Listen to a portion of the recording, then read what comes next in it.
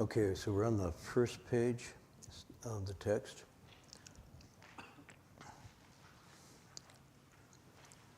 And this is the chapter 10.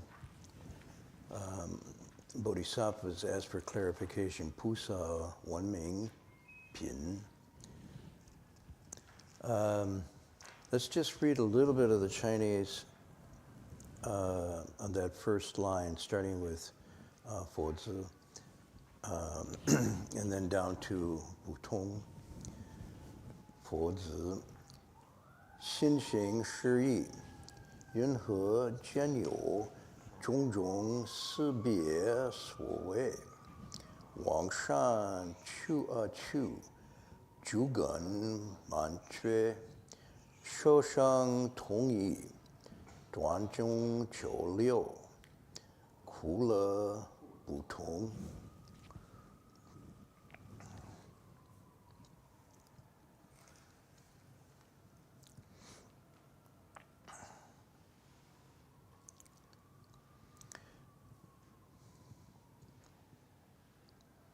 So last week I was mentioning this idea that there are different ways of asking questions, different motives. This is really, the pure motive is being used here. They're really asking, the Bodhisattva, Manjushri on behalf of the assembly, is asking really serious questions about how they are to understand things if they're to go forward in their cultivation. Because clarity on principle, on theory, is totally necessary. It's not sufficient, but it's necessary. So you can't really successfully cultivate if the ground of theory is not clear. And especially in this area when it's talking about karma and cause and effect. That's really vital. This is why my teacher, and I'll read part of his commentary here on clarification, which is the translation of, I think, the Ming. Am I right? That's the...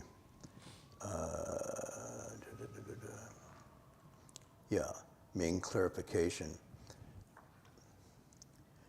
And his commentary is really quite to this point. He says, clarification is an explanation, an answer. One who understands something is able to explain it and answer the question, whereas one who does not understand is unable to explain it. It seems rather obvious, but often people who don't understand are explaining, and people who do understand don't explain. So it's really kind of funny. And then he quotes Confucius, if you know, then say that you know. And if you do not know, then say that you do not know. It's pretty simple. If you say that you know when you do not know, you're lying. Likewise, if you do know, but say you do not know, you're also lying. Therefore, in translating the title of this chapter, we should not use the word answer, but clarification. Here, because if one clearly understands, then one is able to answer questions raised in the chapter. One who does not clearly understand is confused and will not know how to answer the questions. Therefore, the title of this chapter is Bodhisattvas ask for clarification. And then again, he stresses it's a very important question, a very important chapter. The last chapter was the light that was released by the Buddha and caused a deep, profound understanding among people who were in that group. But now, this chapter is, there's light, but it's also furthering from that because obviously there's questions still remaining. It's interesting to me that I think personally for myself in my cultivation, it began with all kinds of questions. In fact, my very coming near to the monastery was driven by an inability to really make sense and have meaning in the world that I was living in at that time. So it was a search for meaning, a search for answers that brought me in. And then as it progresses, it's just more questions arise. Some questions get answered, and then from those other questions arise, and there's a sort of dynamic energy of questioning, answering, more questioning, more answering. I like to think it's getting more refined and subtle. At least I'm not asking the same questions, but different questions. It's almost like until you get to a certain point, you can't even ask the right question. It's sort of like walking or hiking or something. You don't even know where you might want to go or what possible trails emerge until you actually walk to that place where you can have a vision of that or a vista of that. If you just sit in the car and never get out and look at the map, you could ask all sorts of questions, but they're really irrelevant. You might find once you start walking, it's a lot easier or harder than you thought. It's a kind of adjustment as you go along. But I think in some degree this is supported by the dynamics of the Buddha's life. The Buddha begins with questions. His whole cultivation, if you read the Buddhacharita, the Ashvaghosha's life of the Buddha, you'll see, and it's sustained by questions. It's continuing questions. He goes, he has answers. He figures out, I need to leave home and family here to really seriously look into this. I need to cut off encumbrances. What am I to do, he starts with, when I'm facing mortality and the impermanence of the world? I need to seriously address this. And so he begins with a question. He answers it by saying, I'm going to leave, I'm going to go forth and examine this. But as he goes forth, more questions arises and finds a teacher to help him. But each teacher, although providing some answers, raises more questions in mind. So it's not like one is wrong and one is right, but it's a rubbing, it's an evolving of clarity as this becomes more sincere and more to the core. So it begins by questions, sustained by questions, and in the Buddha's life, it's also, he arrives at the solutions through questioning. So the whole process is not a matter of, you could say, faith in the sense that faith replaces questions, but faith is another way of questioning. And so through faith, through the confidence to ask questions, he gets answers, but at the same time, those answers lead to further questions, and the faith to ask the questions continues. This is having faith in oneself and the teachings and a teacher. Without faith, you don't ask questions. It's really funny. What happens is faith in some people's mind become a replacement for questioning. But it's a very fragile raft, if that's the raft you're floating on, because it doesn't sustain you. And in those deepest, darkest moments when you're going, you have to feel as if this is something that can be penetrated and resolved and answered if I just stay trusting with the method, the teachings, and my own confidence. Otherwise, faith becomes, in a sense, almost paradoxically a dead end. It becomes a stopping. And gnosis, or understanding, should be the fruits of faith. So, the other thing that's basically, and this goes back to other texts where the Buddha says, and you must know for yourself. Even though the teacher might know, in this case, even though Manjushri might know, Manjushri's asking on behalf of others, even if the Buddha knows, he always responds with, only when you know this for yourself have you got an answer. It's not an answer if it's out there, spoken to you, sort of by some divine being or an oracle or the I Ching or whatever you're using to think it's an answer. The answer is only an answer in that it's integrated into your being. And there's something untied. There's knots that are untied when the answer comes. Now, further knots appear after that, but these are more subtle and more subtle and more subtle. So this is how I see this process of cultivation. The thing is not to be afraid of doubt, not to be afraid of misunderstanding. Only be afraid that you won't have the confidence and courage to address it, to engage it. And in that way, almost immediately, just exactly that, half the questions are answered simply by not moving, not being thrown off. And then further investigation opens things up. So his commentary goes on. As for the title of this chapter, ask for clarification. It refers to the bodhisattvas asking questions. For example, if a bodhisattva does not understand certain principles, he or she will ask the other bodhisattvas for explanations. Or if a bodhisattva already understands, he may still debate with other bodhisattvas or deliberately ask them about the principles to see if they understand it. And then he has, bodhisattvas have a good sense of humor. I like that. I mentioned this once before, but this goes to the Confucius passage above where Sherpa was quoting Confucius. If you know when you say you don't know, you're lying. And if you say you know when you don't, you're also lying, and so forth. And I am going to tell a story from the pilgrimage tonight, I promise, so I set it aside here. I was going to fool Ken and say, we're starting chapter 11 tonight. While you were gone, we finished chapter 10. No. Anyway, the story is, when we decided to vowed to do this pilgrimage, Heng Sure then said he was going to take a vow of silence. I said, whoa, wait a minute. Wait a minute. We're doing this together, man. You take a vow of silence. Oh, I'm going to maybe take a vow of silence too. And then Sherpa said, no, one of you must talk. And Heng Sure was saying, well, I'm taking a vow of silence because I realized since beginningless time, or since he could remember, I've been creating really bad mouth karma. Every time I speak, it breaks some rule or offends somebody, or it's not healthy karma. And I can't get a handle on that, so I'm going to take a vow of silence so I can catch it and see it before it comes out. And I thought, okay, so what about me?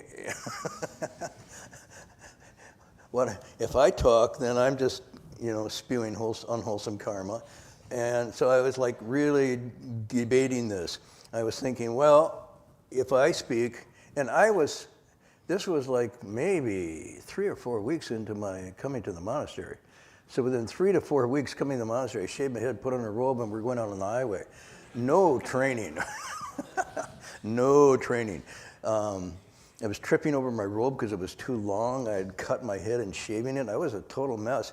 And in terms of speaking Dharma, gosh. And here's Heng Sure, at least he's been there for a while. He's been studying the text and everything. He's going to take the vow of silence. So I get to talk and explain things, right? And I'm not singing to the choir, so to speak. It's not like if I come in here and I've just been in for a couple weeks and I give a little talk, you're all very kind. You're saying, sure, yeah, that's really good, really. I could do better, but it's good. You're not. But on the highway, something, what are you guys doing? What's that mean? Why do you shave your heads? What's Buddhist? Is that like born again? Okay. So I'm debating this in my mind, and I'm thinking, well, if I talk, I'm going to blow it. But if I don't talk, the master said that's not okay either. So I basically asked for clarification. How do I do this? And his response was very, very interesting. He says, if you talk when it's not appropriate, you'll waste your words. But if you don't talk when it's appropriate, you'll waste people. Meaning their opportunities and whatnot. So he's saying, talking when inappropriate, waste your words. Not talking when appropriate, you waste people. So he says, here's how you should be. Don't waste your words and don't waste people. And he said, that's another meaning of Zhongdao, the middle way. So that became my marker. I very seldom came up to that mark, but at least it was a guiding principle for me to use. Because I didn't understand the principle. Once I understood the principle, talking endlessly or a vow of silence, neither of those was the middle way. It depended on the situation and the causes and conditions. Okay, we will move on. So the text tonight, I'm going to adjust a little bit. It's funny. This is disciples or disciple of the Buddha. And then it says, I think what the text says here is something to the effect, given that the nature and the mind are one. It's funny. That clunked with me today. As I was working on it, I finally finished up, and I think I get a better idea with this. Then you send me an email and saying, this clunks with me. So in some way, we were on the same stream here. Disciple of the Buddha, given that the nature and the mind are one. This is Xin Xing Shi. And I think more what this is saying, because it's a little awkward translation. I think what it's saying is the nature of the mind's nature is one and the same throughout. Or you could say mind and nature is the same for all living beings everywhere, everyone. This is the one. Or just mind, basically essentially the same, and then you have to bracket for all beings. And I'll say more on this below, but let's just pause with that I think that's what it's really getting at, is that when we talk about the mind of a Buddha and the mind of a living being are not different. They're used differently, but they're not different. So this is the key concept here. But since it has that maybe sameness to it, then this next part of the text makes sense, because then it says, why are there various distinctions perceived? Again, I think that's a little awkward, passive English. I mean, why do we see all these differences? That's straight link, If everybody has the Buddha mind, then why do we see all these differences? Why do all these differences arise? And then the text goes in to explain what the differences are, such as rebirth and wholesome paths, or rebirths and unwholesome paths. If you're going to match, you use wholesome and unwholesome. Perfect faculties, deficient faculties. Different modes of birth, handsomeness, ugliness, and different experiences of suffering and happiness. Why is karma unaware of the mind, and the mind unaware of karma? Why is the experience of karma unaware of retribution, and the retribution unaware of the experience? Why is the mind unaware of the experience of karma and the experience unaware of the mind? I think that, did I repeat that? Did I add two more? Why is the experience of karma unaware of retribution, retribution unaware? Yeah, okay, that's right. Why are causes, what are the causes, or why are causes and conditions why are causes unaware of conditions, conditions unaware of karma? Why is wisdom unaware of states of being, and why are states of beings unaware of wisdom? So let me go back then. I think if we frame this right, it's a very simple framing. If you're saying all beings have the Buddha nature, all can become Buddhas, and all beings share that fundamental nature, the mind is one and the same among living beings and Buddhas, then the question arises, why aren't we all Buddhas or Bodhisattvas? How do you explain this? What is the reason why? And this is like, wow, look at the world. Whew. Some people are enjoying incredible happiness and wealth and well-being, and other people don't even get a chance to be born. They're born stillbirth. If they're born, they're crippled. And some countries, just get earthquakes and disasters, and others don't. Some people have faculties that are whole and working, and other people have physical, mental, emotional obstacles that are just almost painfully unresponsive to medication and curing and whatnot. Beauty, ugliness, it just goes through different kinds of birth in different paths, birth with different faculties, eyes, ears, nose, tongue, all of these faculties working differently. Some people are blind, some people are deaf. Sense of taste is muted. Other people are acute. I was just looking, Heng Sure just sent me a video of Gwyneth Chun performing a Rachmaninoff concerto. And I'm going, whoa, how can some beings do that? And I learned chopsticks. And I'm thinking, how does one arrive to that level of accomplishment and perfection, and other people are tone deaf? I remember when we had choir and chorus in grade school, we'd all sing for the Great Assembly, and then Sister Mary Prisco would go, why don't you just mouth? Yeah. And the reason she was saying that was, we were saying, I'm really lucky. No, okay. You're tone deaf, no matter, so different faculties, different abilities. So I think when it says mind's nature is one, I don't think it's saying the mind and the nature, although you could do it that, but I think it's really saying the mind's nature. The nature of the mind is one. The verse that I think clarifies this, and they're coming from the same text, Rao Rin, Yu Liao Zhi, San Chi, I Che Fo, Ying Wang Fa Jie Xing, I Che Wei Shin Zhao. If one wishes to know, but I'm going to work with that too. Liao Zhi isn't just to know, like getting to know you. It's much more profound. But if one wishes to know, every Buddha that ever was, every Buddha that is or will be, the 3 times Buddhas, contemplate, Yingguang, you must contemplate the nature of the mind. Ichi Wei Shin Zhao, everything's made. Contemplate the nature of the Dharma, contemplate the nature of things, how they work. Everything originates, comes from, stems from the mind. So I think the one mind here is the same meaning as Wei in this verse. Ichi Wei, alone only from mind. Then the E here is a corresponding way of saying the same thing. Throughout, whole, not different. So this also is sort of contemplating when I got the verse. Maybe this is why I go so slow, because I just don't write. So I'm working on my Chinese. It's Rao Ren.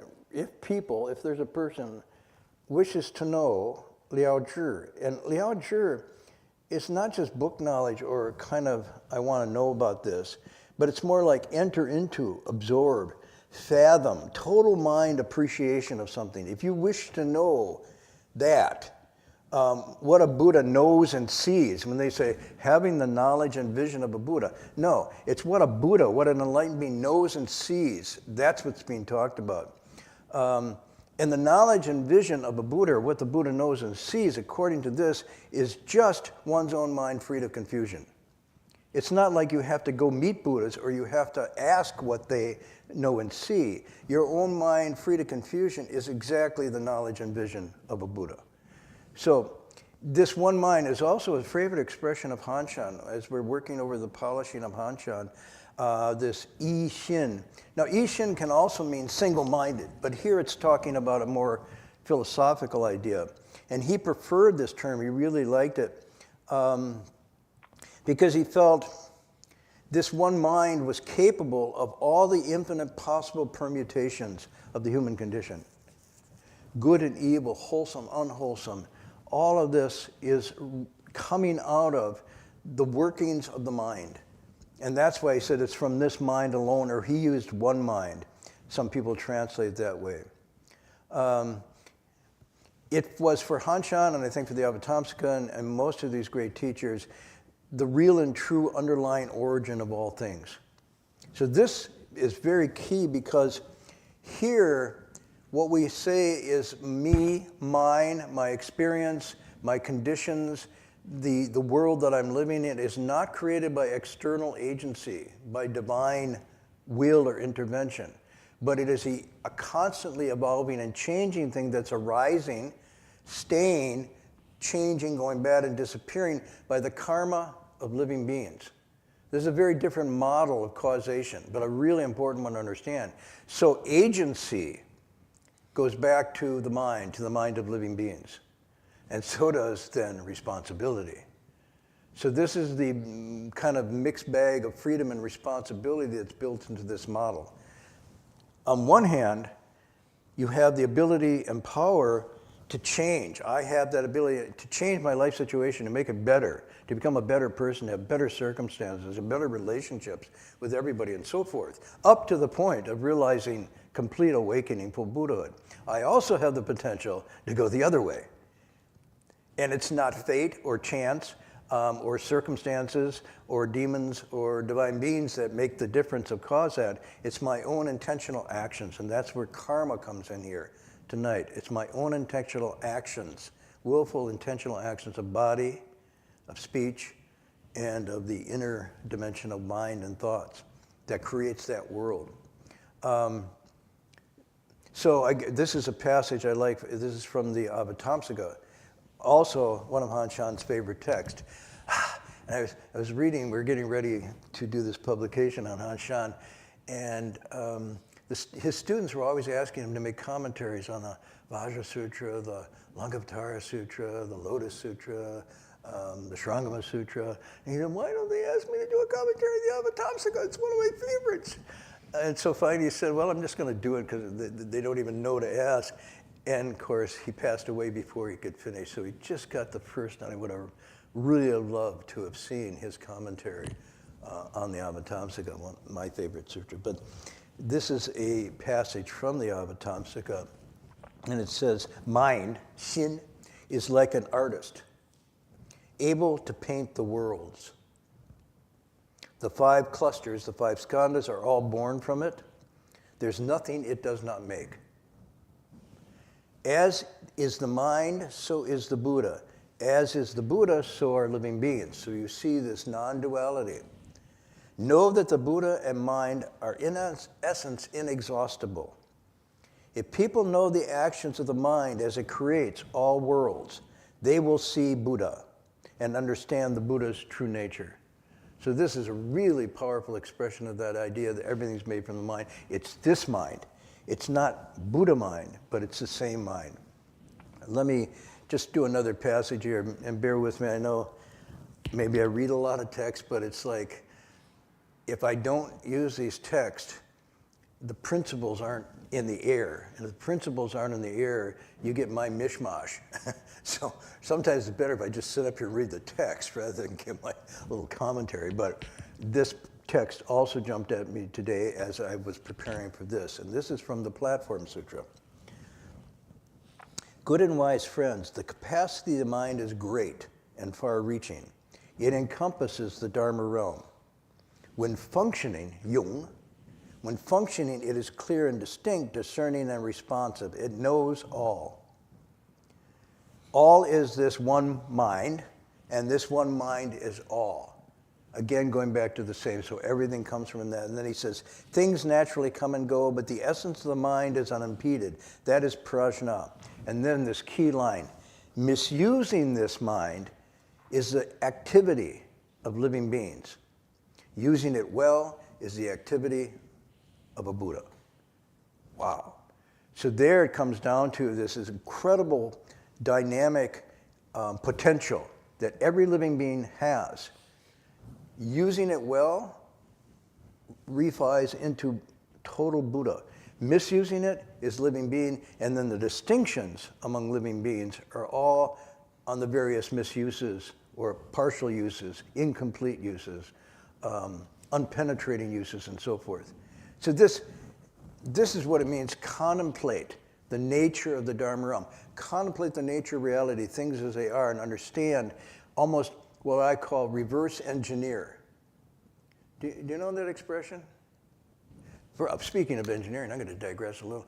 I had the earthquake in Taiwan, and I wrote to my friend in Taiwan and says, what about 101? Everybody know 101? 101 is this just huge towering building in the center of Taipei. Just, wow. I was up there at the top of 101 once. I could get acrophobia. I mean, it's like, whoa, you're way up there. And then the earthquake comes. I said, and what happened? Well, it turns out, this is Alice right back. They got this 500-ton metric ball suspended in the middle of 101 by these cables. And they figured, some engineer figured out, by doing this, no matter how it shaked, the force, the shock force was transferred through the cables to this ball. So the tower is just like this, and the ball is moving back. And you can see people, they're going, oh, look at that, you know. There's a huge earthquake, and they're just watching this ball swing back and forth. And that keeps the building from collapsing. So, well, then my thing I thought about it, I said, oh, that's the building's Dantian. I want one of those. So that I can absorb the shock forces of samsara and not be moved. Anyway, she thought that was funny. You'd have to be a Buddhist to get that joke, though, I think. Or maybe you are a Buddhist and it's still not funny. I don't know. Okay. Okay, and then I think the Liao Zhi is an emphatic. It's not just Zhi to know, although Zhi often in Buddhism is like Zhihui. It refers to a higher kind of or deeper kind of knowledge, just not an ordinary operating knowledge, but a deeper knowledge of how things work, cause and effect, and how to make really skillful choices and so forth. So it's a knowledge coming out of Sila and Samadhi. It's not just ordinary knowledge. But there's an expression in Chinese, and whoever knows Chinese, correct me. but if you want to be friends with me, don't correct me. No, there's an expression that has liao ru zhi zhang, and it means literally to know something like the back of one's hand. To know something like the back of one's hand. And it could refer to, it's an idiom, it could be to know a place in a person, almost like inside and out. So it's an, liao functions sort of as a particle in Chinese, more like an adverb, how and what way to know. How and what way, liao, thoroughly find out and discover, really know, recognize firsthand awareness. So the liao zhi isn't just a kind of distant understanding or even an intellectual cognitive understanding, but it's an embodied experiential understanding. And that's what I think the Buddha means by know for yourself. Not just because I said it, and not because you read it, but because you actually experienced it and confirmed it in your own practice. So, moving on. And then it says, if people have the same mind, basic substance, why is there so much variance? And this is a question that comes up not just in Buddhism, but philosophers, poets, throughout the human experience have asked these questions and try to figure out why are some people rich, some people poor? Why do some people seem to get away with murder and some people unjustly get accused of murder? Why does the death sentence fall unevenly? Why are there wars? Why do some people avoid wars and make peace? Why are people maimed and crippled? How do you explain children dying young of famine or abuse and so on and so forth? How do you make sense of this world? Because it's just full. For people coming from a monotheistic tradition, often there's a question raised, it's called theodicy, theoodicy, and it's basically asking if the creator, the God, is all powerful and all good, then how do you explain evil and misfortune throughout the creation? And so this becomes a riddle that people pursue. As I was saying, in this model, you don't have a God creator in this Buddhist thing. You have a changing and shifting, rising and falling of all circumstances due from our intentional choices, our karma, which is a different model. But in any event, this has really questions and raises people. For example, one of the, I'm not stretching, I'm not a good historian in this regard, but I know from my Jewish friends, one of the issues that arose among the Jewish community after the Holocaust was the question of how and why has God allowed us, the chosen people, to be so annihilated and killed and wiped out in this way. And it really was an existential religious crisis for many Jewish thinkers.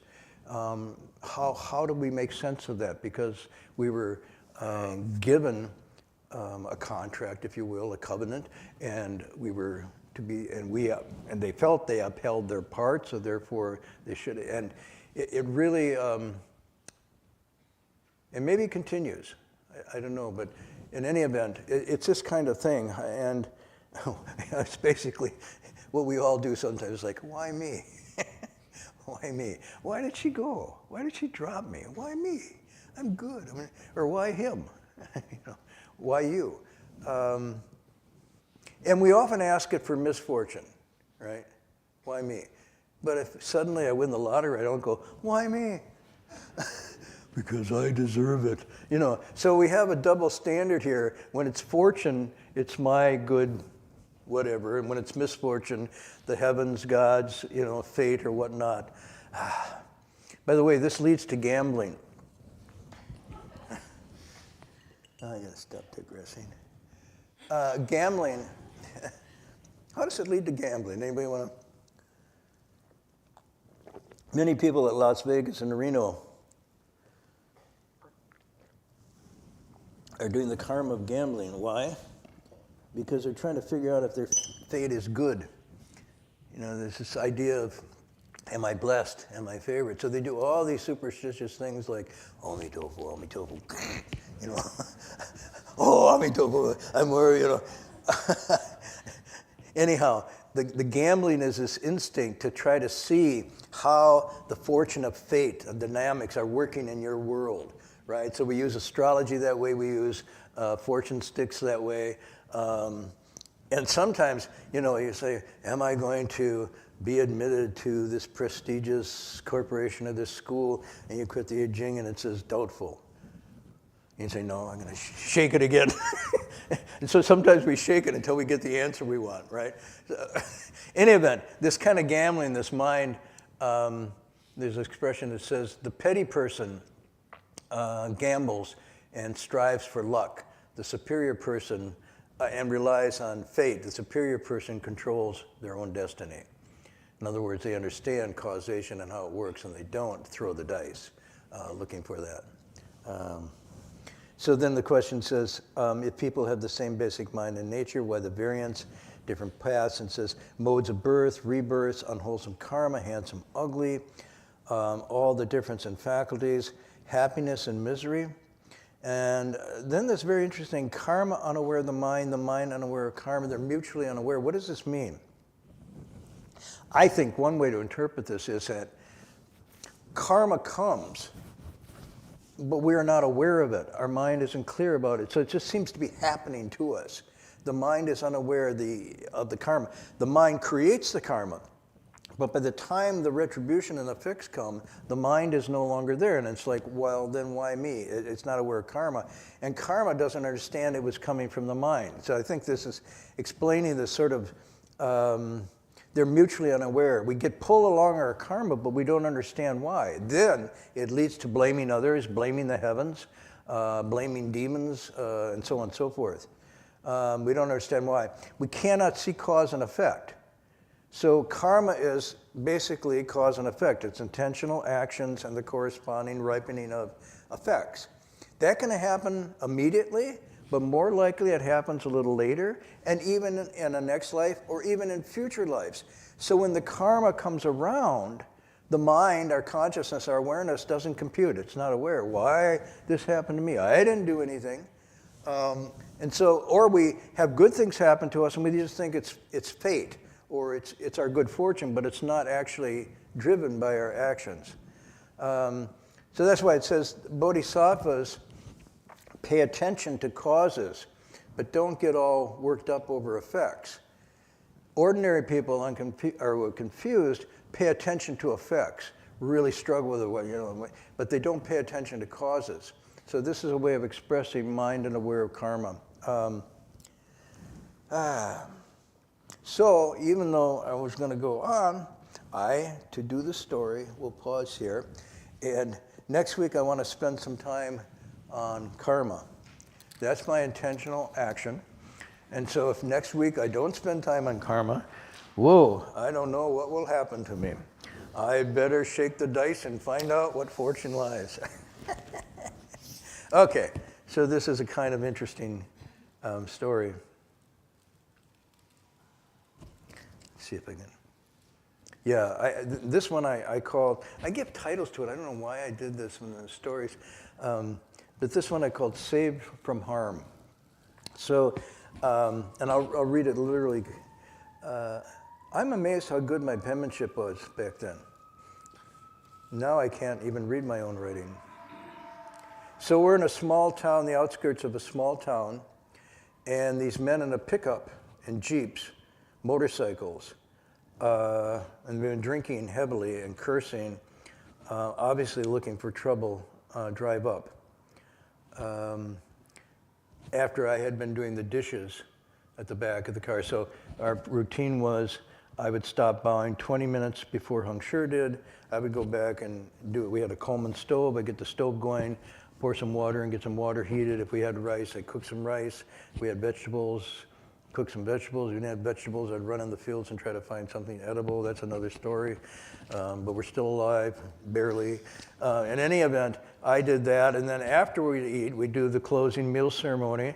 And then Heng Sure would go back to bowing, and I would take another 15, 20 minutes to clean up and do dishes. So I'm doing dishes, and so I'm alone again. And like I said, let's see.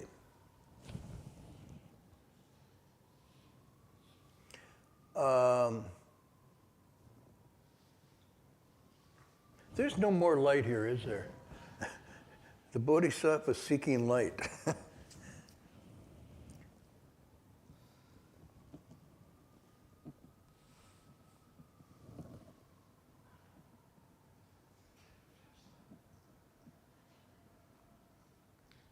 So it's a very tense scene. I said the air is tense. It's about to explode. This is not just unfriendly. This is on the edge. And this guy gets out and says, can I do the bleep thing like they do on TV? Right? Or should I just, no, it's streaming, so I better do the bleep. Get the bleep out of here, creep. Go somewhere else. And he throws a beer bottle and it breaks right next to me. I ignored and, keep going, cleaning up. And he says, I mean it, man, I mean it. Get your ass out of here fast, or first we're gonna bust your car, and then we're gonna bust you, and then we're gonna shoot you. And this guy's not joking. And you can see in the car there's a gun rack, So they got guns, and they're hard and cold, and he just stares at me. So at that time, I'm doing my protective measures almost.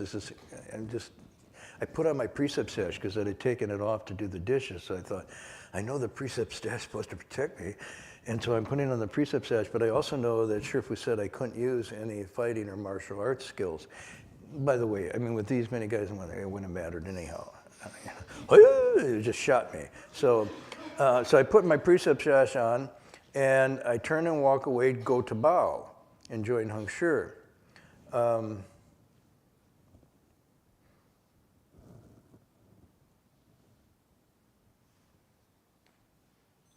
Actually, my knees are actually shaking, and my heart is beating like a rabbit, a scared rabbit. This is what I wrote. So I fold my hands, I request help, and I repeat, of all the bad karma I've created from body, speech, and mind from beginning of this time, I now repent and reform. And then for some reason, I did 2 of the 42 hands and eyes. I was learning and working with the 42 hands and eyes at that time, and I did one called Bestowing Fearlessness. And then I did another one, the Lariat Hand and Eye. And basically, I'll read you the verses for this. The Bestowing Fearless one says, this rare Dharma jewel does away with fear and heavenly demons. Karmic obstacles melt away so that one is destined for Bodhi, undisturbed. The other one, the Lariat, says, Lariat, Hand, and Eye is a demon-bending cord, binding, a demon-binding cord. Strange ghost and externalists find it hard to escape from. And then it goes through Krakachanda Dharma jewel has many transformations. Drive out the deviant, support the proper. These secret words are magic. So whether I knew what I was doing with the hands and eyes, I'm not proclaiming I did. I'm just saying at this point, since I couldn't use martial arts, and Master Hua said, you can only use these 4 tools. I thought, yeah, kindness, compassion, joy, and equanimity. Yeah, well, in a situation like this, I'm sorry, the 4 Brahma Viharas are not necessarily like, wow, I'm cool, So I used my precept session, I did these 2 hands and eyes. And I feel calmer, and then the truck nearly runs me over.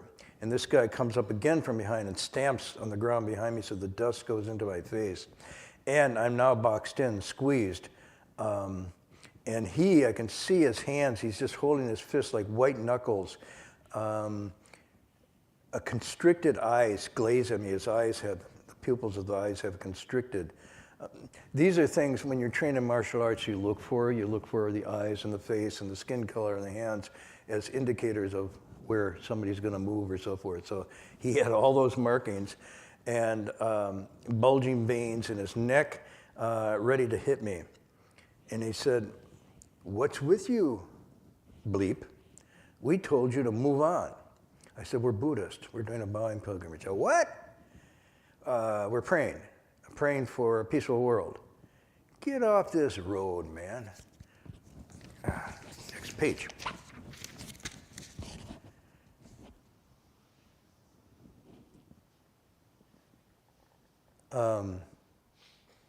He says, you've been in it 20 months? We've been doing this for 20 months. He looked at me and said, for what? And I said, for everyone, not ourselves. And there's just silence. And he watches me bow. And he's waiting just for an excuse to jump us. As if, but he can't. As if he's like frozen, tied down, I wrote. By an invisible rope, I'm hoping. And we get to a crossroads, and he's been staying with me, and now his buddies gather, and it's a real showdown. There's about 10 or 15. And they're spitting, they're full of hate, pushing each other, on, egging each other on for, go, do it, get him, something terrible. And I think we're going to need a small miracle to get through this. It's really, it's like nobody else around. And then I remember Sherpa again saying, no matter what, you can't fight, or you're not my disciple anymore. And at this moment, a car pulls up, and this happy, bouncing young woman gets out. I mean, just sort of Tianjun, really just happy, bouncing, almost like, one of those cheerleaders. And she's like everybody's kid sister, I wrote here. And she walks up right between us and the men. And she says, wow, wow, are you the ones doing that incredible journey? Wow, I heard about you. This is really wonderful. This is a wonderful thing. Keep on, good luck. And she's so sincere and confident and wholesome and cheerful and gentle. The words cut right through the dark and evil energy there. She gaily skips into the dark, sullen group of men, wielding sticks and whatnot, and carefree as a child, an innocent child. And she, it's like, I put here, and it's like she's a bowling ball that hits the pins. Like these guys are all the pins, and she's a bowling ball, and she just comes in and knocks them all out. And and then she says, isn't this the neatest thing you guys have ever seen, huh? And these guys just deflate. The violence deflates. One by one, they leave. We bow through it, no problem.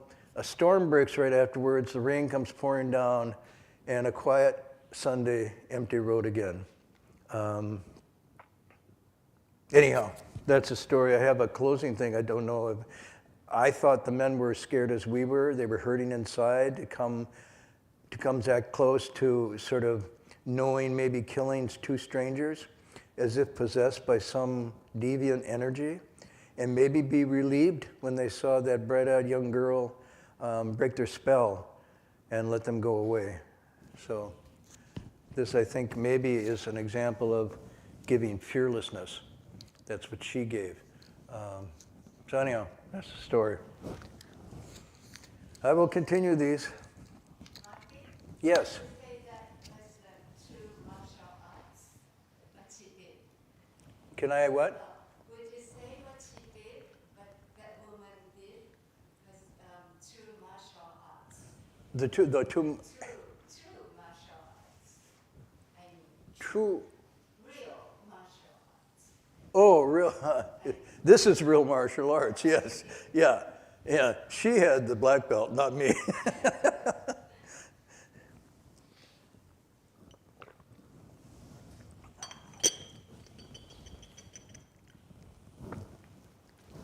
Okay, can you hear me?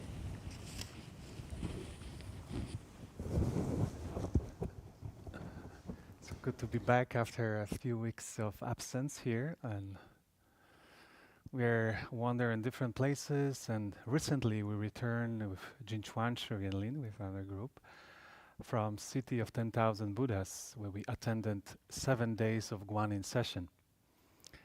And definitely the Guanyin session is a workshop for mind artists, Because 7 days, those of you who don't know what is the Guanyin session, is the 7 days of focusing of the recitation of Guanyin Bodhisattva's name, Bodhisattva Great Compassion. It's not just a name, it's the whole complex spiritual adventure, so to speak.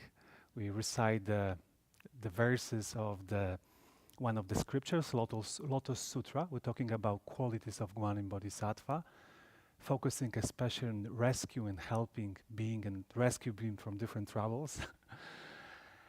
And it's a bowing, it's a chanting. But what was different in this year, and I want a little bit talk about it, is that what we added into the session itself was the service, importance of service. And I don't know, you're following what's going on in many retreats in the United States and different parts of the world, and from Europe, in Europe too, that sometimes the retreats become like, how to say, kind of a spiritual spa, so to speak. You are coming there and you're expecting many, many different services that you can provide, and in the end you have a good state and you're very happy after that.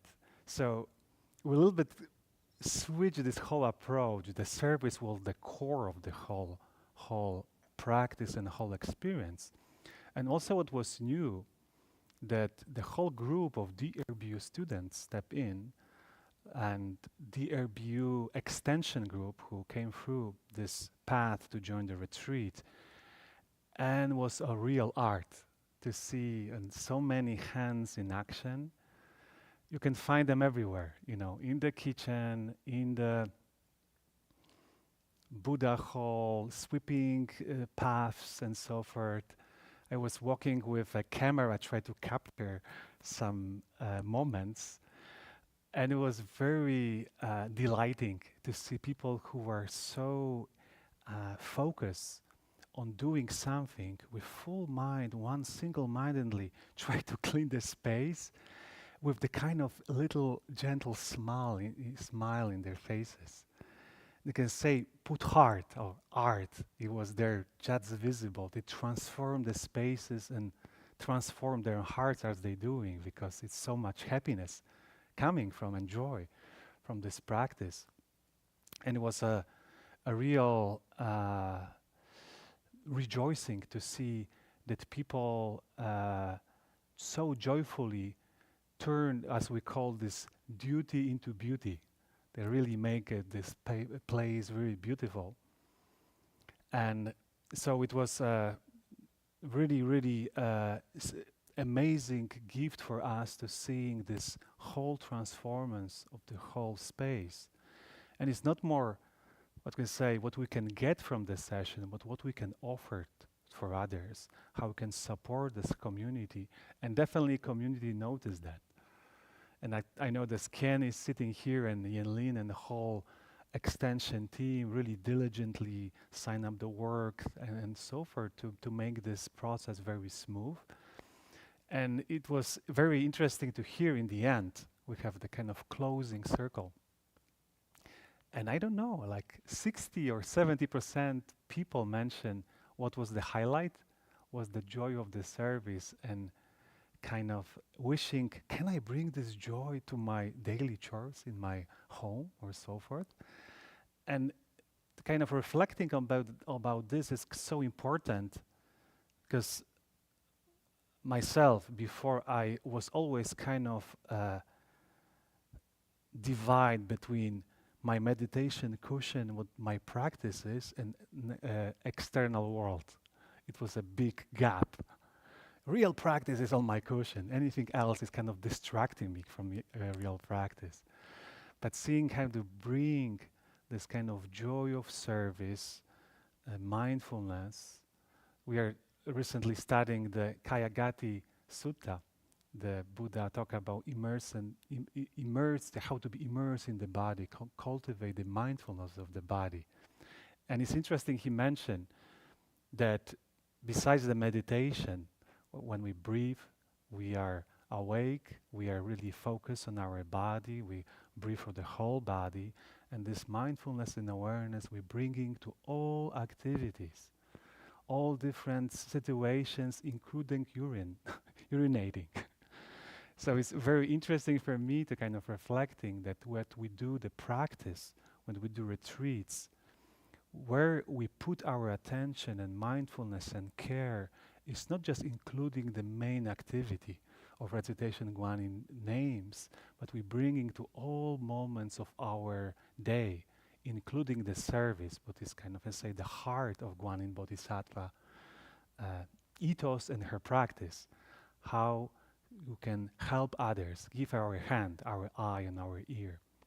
So this is a short report from our last 7-day session, and we are going on this Wednesday for another session. Is the 10,000 Buddhas bowing repentance. If you wish to join, almost 4 weeks of bowing, 7 hours or 6-7 hours a day. Definitely you can be in better shape. You can want to lose extra weight. Definitely is a method. With good food, but you don't have to have guilty pleasures because you burn out all these calories. No problem. Definitely the opportunity for service. And as Marty today mentioned, ehipasiko, come and see, come and experience. Those sessions really lightening the heart and make a real change in our lives and others and lives of others. You lose weight of two kinds. This weight and karmic weight. And karmic way. And then hope you don't put them back on. And from the announcement, so tomorrow in the morning at 9 a.m. we have our class, meditation as a way of life. We talk about communication. And after lunch will be the opportunity to sit. We have 30 minutes sits and 15 minutes walk until 3:30 p.m. So if you wish to meditate with community, definitely is a good opportunity. We have everyday meditation, 5:15 p.m. every day. And I think this is, and Reverend Heng Sure will be lecturing tomorrow as well, 7:30 will be online lecture on Avatamsaka Sutra. And check all information on our website, berkeleymonastery.org, and see you next week. Mm-hmm.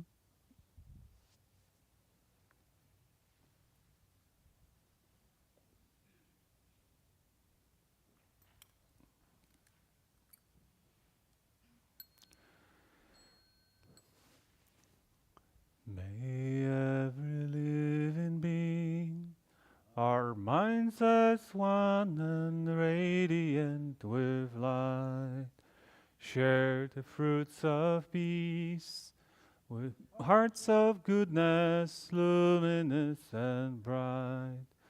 If people hear and see how hands and hearts can find in giving unity, may our minds awake to great compassion, wisdom, and to joy.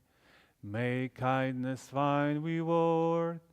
May all who sorrow leave their grief and pain. May this boundless light dispel the darkness of our endless night. Because our hearts are one, this world of pain turns into paradise. May all become compassionate and wise. May all become compassionate and wise. 3 bows.